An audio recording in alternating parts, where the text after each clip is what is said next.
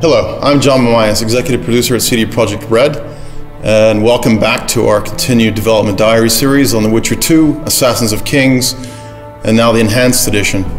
Today we're going to delve into some of the new features we've created for the Enhanced Edition.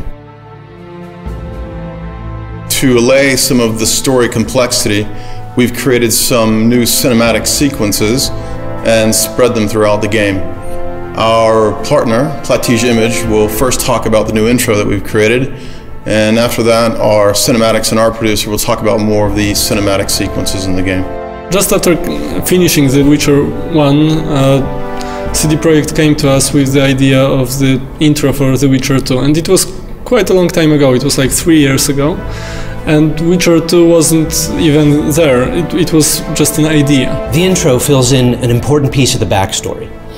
Those who've played The Witcher 2 might remember that King Demavend's death at the hand of an assassin is something of a known fact at or near the beginning of the game.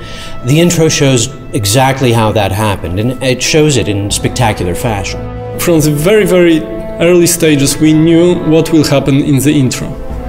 We also quite early knew where it will happen, because the idea of the action happening on the boat was very early in the process, and it came directly from CD Projekt.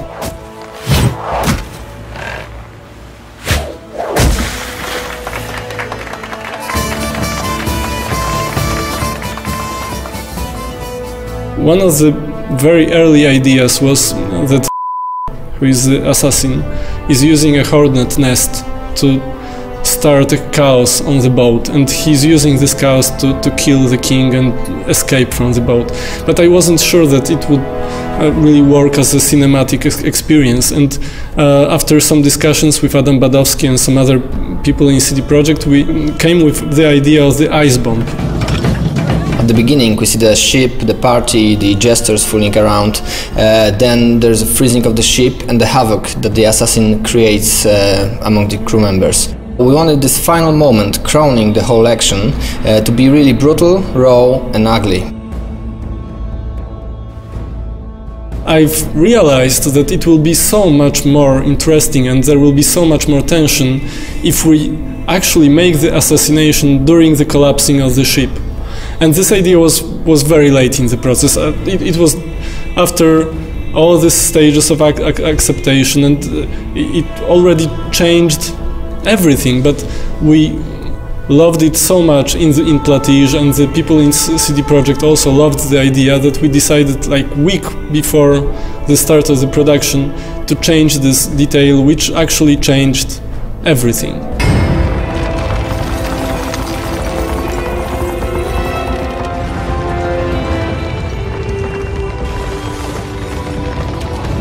You see individual steps, muscle movements, slashes, and twinkles in the eye that express ferocity or fear.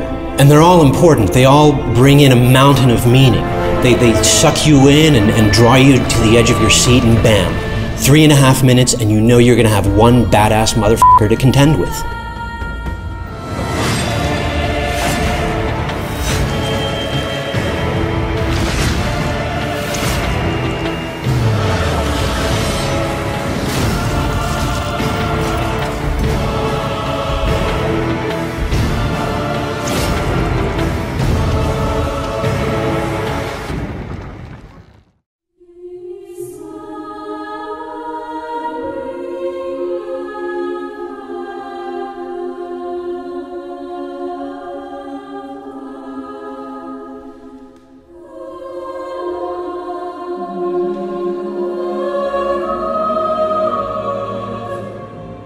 Besides the CG intro, we prepared a lot of new other video sequences. One of them are the loading movies.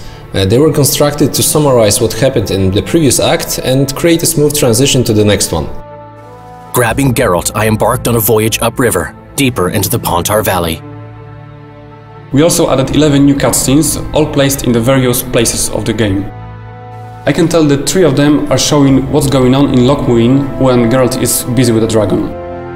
And the rest of them are connected with the new content of the game. Another type of video sequences that we prepared for the Enhanced Edition are the final boards.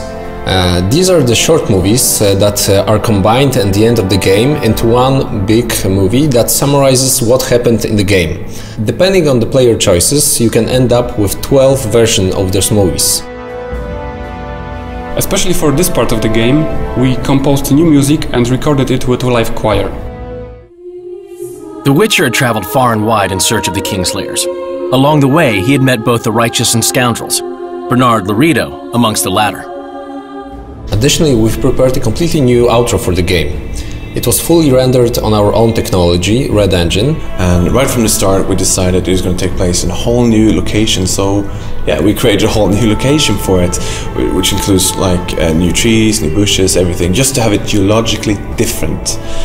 We also wanted to create this perfect view, and I think we achieved it is with this bridge that goes across a river. There's a forest on each side of the river, there's a mountain far off in the distance. It looks absolutely stunning, and I hope you guys will like it. So we've only just scratched the surface of the new content we're adding to Witcher 2 Assassins of Kings Enhanced Edition. Stay tuned for the next Dev Dive, where we talk about the new gameplay mechanics, as well as the new quests and the new characters.